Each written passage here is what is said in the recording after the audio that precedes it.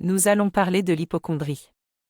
Si vous êtes du genre à passer des heures sur Internet à rechercher vos symptômes, à être obsédé par la santé et le corps humain, à imaginer le pire à chaque petite douleur, alors vous souffrez peut-être d'hypocondrie.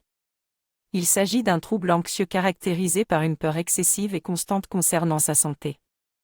Les personnes qui en souffrent interprètent chaque signe comme une maladie grave, consultent régulièrement leur médecin, évitent certains endroits par peur de tomber malade, et analysent constamment leur corps. Cependant, il est important de faire la différence entre être préoccupé par sa santé et souffrir d'hypocondrie. Il est normal de s'inquiéter de temps en temps, mais l'hypocondrie est un trouble qui peut affecter la vie quotidienne.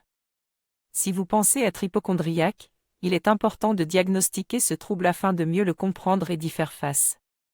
Il existe des astuces pour surmonter l'hypocondrie, mais si ce trouble vous empêche réellement de vivre votre vie normalement, je vous conseille fortement de consulter un professionnel pour vous aider à le traiter en profondeur.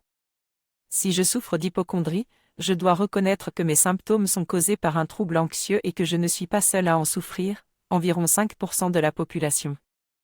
Je dois également apprendre à relativiser mes symptômes, car ils ne sont pas forcément le signe d'une maladie grave. Je devrais me rappeler les fois où j'ai cru être malade, mais où finalement tout allait bien. Il ne faut pas chercher mes symptômes sur Internet, car cela ne fera que confirmer mes peurs.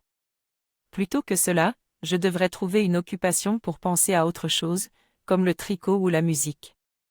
Il est important de trouver des techniques de relaxation comme la méditation et l'exercice physique, ainsi que de prendre soin de moi en mangeant sainement et en dormant suffisamment. Je dois reprendre confiance en mon corps, car il est intelligent et fonctionne parfaitement.